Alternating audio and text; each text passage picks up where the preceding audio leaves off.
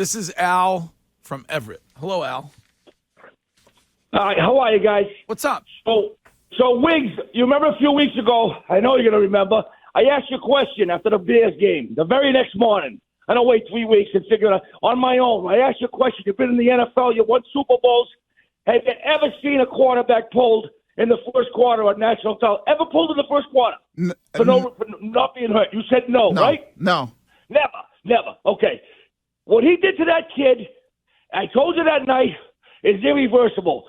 Changing the offense, we've all talked about it now, all that stuff, it's a disgrace. I've been telling you for 20 years. And Chris Curtis, you hung up with me last time, and after I'm off the air, you make up lies and say I don't call after losses, after wins. I've called Super Bowl after Super Bowl all these years and got laughed at for saying what I've been saying. And I'll tell you right now, you mentioned Portsmouth. You want to have callers? Give me 15 minutes. I'm challenging Chris Curtis.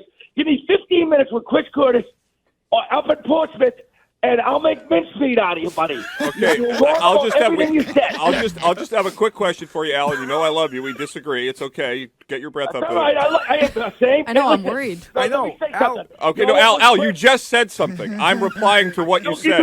I give you credit for being one of the only ones out there telling it like it is 20 years after me. Go ahead. My question to you is simple. How can you say that Bill Parcells is a better coach than Bill Belichick when Parcells hasn't won a damn thing without Belichick? Well, guess what? That's right on cue. That's exactly what I want you to give me 15 minutes with you there. We can't do it in a minute. I will everything you said about how about Belichick's defensive game plan? I can even debunk that you said was all him. He was the big guy there. It's all I need. A little test, and I'll just dunk everything. It's all I need. And that's a challenge. All right, we'll do it. I'd be happy to, Al. Curtis, let him speak. Let him have a breath. I'm actually worried. I just got off the treadmill, guys. Hey, you said you wanted callers on the air. You know what's funny, Chris? You say one-trick pony. Yet you guys will take calls from all these Johnny-come-latelys now saying, I don't think Bill Belichick is who he thought he was. But the lone voice of the wilderness, for 20 years, you don't want me on now that I can finally prove my point. Al, how does that make any sense? I just said, let's have you up there. I'm all for it. Come on. 15 minutes. I called after 2 wins against the Jets and the Colts, and you didn't put me on. So don't say I don't call. Al, I have nothing to do with who goes on the radio, Al. It is not my decision. Okay, well, I'm telling you, I called. Al, any interest in buying a slightly used Peloton? See, hey, by the way, Craig. Yeah. The Wall of Sound, the greatest Christmas songs ever by Spector. All that I agree stuff. with you. I agree with you. The best Christmas songs. I got a whole. Not really, Phil Spector, not a person you want to be with late night when he gets the gun out, but fantastic producer. Fantastic. I would say this about Alan.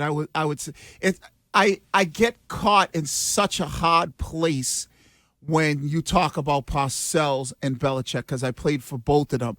And sometimes, I still think Belichick's the greatest of all time, but I think I can maybe see Al's point of arguing the success that Parcells was able to have without the greatest quarterback to ever play the game. And maybe that's kind of what he's saying. Well, listen. And then he took the Cowboys. I mean, I know they didn't win a Super Bowl, but he was successful with them. He was successful with the Jets. I think that based on the poll, based on the calls this morning, there's a moment going on in which I think people are questioning Bill Belichick. There's no more in Bill we trust. That's gone. And honestly, there's no more Patriot way. That's gone too. I think that's been gone since Brady left. The Bill we trust. Yeah. When you look back on it. So you're talking about Kendrick Bourne. Mm-hmm. Okay. That's not the Patriot way. Mac Jones yelling at, when Tom Brady used to yell at guys or yell at Josh McDaniels, didn't everybody say they liked that about Tom Brady? He did that at the end, though. And he had 6 Super Bowl wins. Yeah, it's like... I was told that the Patriots just had a different attention to detail and no days off, and yet this offseason it rained and they canceled practice. They canceled OTAs. Bill Belichick went to 1 pro day last year. This has been a total, the whole thing's devolved to a point where it's almost unrecognizable. I was an idiot yesterday. Well, every day. But I was specifically idiotic yesterday because I couldn't fathom Bill Belichick on national TV going up against a team who had gone consecutive games without a single punt, that they would have a dud last night. I couldn't. And watching it was stunning to me. It shouldn't have been, but I was shocked. And I think it's unrecognizable because Bill is still trying to coach a different style, and Matt Light talked about it, a different type of football in a different era, right? So you have to welcome the attitude of, and I don't want to say a diva attitude, but a social media type of football player today. Hey, look at me. Here's my brand. Here's what I'm trying to do. OBJ or whatever the player may be. What, Mac Jones is trademarking Mac 10 or whatever. And so Bill has to kind of be able to walk in that world and coach in that world of maybe I'm going to need some of these players. I'm going to need the guys that elite superstars that have these personas about them. Yeah, but he took Cam Newton, and Cam Newton is kind of a flashy social media look-at-me guy. Newton wasn't the Cam Newton. But personality-wise, he was. His personality didn't change even though his play went down. No, but see, I'm saying the play is still at the highest level, and then the personality is at that, like a Stephon Diggs. I know, but I'm saying his play was not at his highest level, and Bill still took him with that personality. So Bill should be able to take a player that has that same type of flashy personality as Cam when you add in the fact that they're a great player, but too. But Cam's personality was different because he wasn't successful like he used to be. He wasn't the Cam Newton skill set. If you got to go out and get like a player that has that skill set and like a Steph Diggs or like Jamar Chase, somebody who's so gifted, but they might have this personality about them, is Bill getting those guys to say, okay, I know it's got to be about the player's talent. But in my mind, his biggest mistake going into this season was not Mac Jones. It wasn't the offensive line. It wasn't the talent around, the weapons around Mac Jones. His biggest mistake was Matt Patricia and Joe Judge. And that's a mistake made out of hubris. Yes. That's a mistake that is, I've done this for 20 years, and doesn't matter what it is, I'm going to manage it and be able to make it work. And it clearly does not work. And isn't that the worst kind of mistake, Greg? Because it's nothing to do with the salary cap. It has nothing to do with anything that's outside of your control. You gave yourself a disadvantage from the beginning based on nothing else other than you don't want to be challenged. Or you don't want the work of having to possibly replace someone if they're really successful. Like, how great would it have been if Bill O'Brien came, had a great year, and left, and now Mac Jones is coming off of another good year where he's growing and in the right direction. But whatever it is, Curtis, maybe it's the money, maybe it's we don't want to put a title on somebody, the other teams. It's all about power. Other teams are, but it's about the mindset that you are good enough to do everything and that you'll be able to handle it. And it's unfortunate because the guy is great. He is. But he can't change, Greg. See, it goes back to being able to change. It has nothing to do with the money. It has nothing to do with somebody going back and forth with him.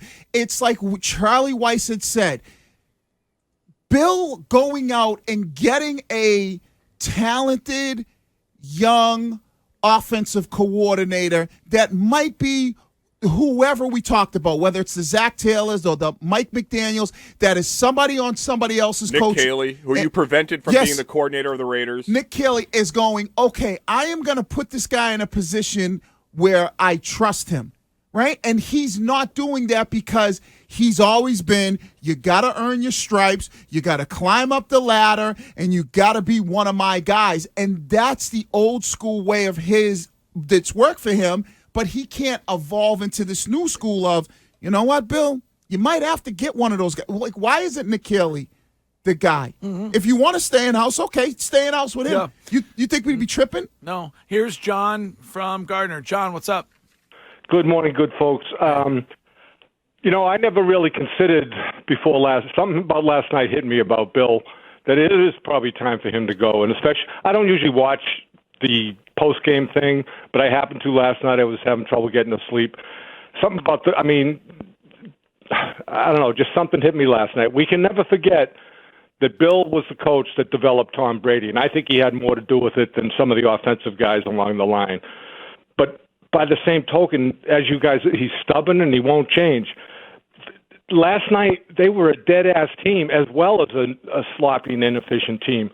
And Wino, for an example, who I thought has been the best, steadiest lineman all year, did you see a couple of those scrambles? He could have blocked the guy one time. He just kind of waved at him. They had lost the desire or the mojo or something. Yeah. And Brown. I mean, I mean, you have so if you have a locker room where there's an issue, and there clearly is, and then you add Matt Patricia and Joe Judge and whatever they bring into that mix. I mean, how many football games are you winning rest of the way home here? I think they got 2. 5 left. I have 2. So you have 2. So you think they're going to win back-to-back on the road, Arizona and the Raiders? I think they definitely beat the Raiders. It's December 2nd, and here are the quarterbacks, just as a refresher, they have beaten. Mitchell Trubisky, Jared Goff, Jacoby Brissett, Zach Wilson, Sam Ehlinger, and Zach Wilson again. This defense may have been the most overrated in the NFL when you consider how they've looked against representative offenses. And that I thought they caller looked pretty good against Josh Allen last night. They could have put up The Bills 40. controlled that game as much as they want. By running the football. Because they were just bleeding the clock. They How knew many they didn't need to score. How many third downs did they complete yesterday? 3rd and 2. They weren't even close. I think they were maybe 9 of 17. I mean, over 50% on The third Bills down. were 9 of 15. 9 of 15. Listening to him last night, though, that caller was right. If you watched him post-game, his tone was different. Maybe he's coming to the end. Earlier. I know. Yeah. Maybe he's coming to the end. It can't be that fun for him. I mean, 17 points. How old is he? He's a 69. 17 Yeah. points through 3 quarters for your defense. I mean, he's gonna be. He's gonna be miserable Monday That's pretty morning. good. What time's he on Monday morning? 7:30. 7:30. Yeah. Wiggy, I don't know how you watch that game. The offense I did watched the whatever it game. wanted, whenever it wanted. No, listen, the defense was putting pressure on Josh Allen. They had Putting pressure on, but he was good enough to make things happen. Okay, but they had The a couple. Patriots got a lead. Immediately, they gave up a touchdown. They had a couple interceptions that they dropped. Yes, they weren't great. That's a good thing? I'm not saying they weren't great, but you hold the Buffalo Bills to 17 points through 3 quarters. Your offense can't do anything. To be fair, they had, 17 points in the first half? Yeah. So they had a bad third quarter? They punted and they didn't 3. score? They punted 3 times. 17 to hold the Buffalo Bills to 17 points, even in the first half, is still a pretty good thing. I give the offense a C-. I mean, the defense a C-. Okay, if you want to give them C-, that's fine. But I give the offense an absolute fat ass F. Me too. You know, so when you look And at coming off, I mean, I'm guilty of thinking that they were in stride last week. I told you. Huh? I told you. Let's see how they look against Buffalo. Let's see how they look. Can they do this back to back? And excuse me. And like I said, I don't think the defense was great, but you can't tell me 24 points, the Buffalo Bills. Yeah, I know. And a couple interceptions that they did drop. It was just it was A forced fumble. But in my mind, I'm like, all right, that offense is coming along. They look good.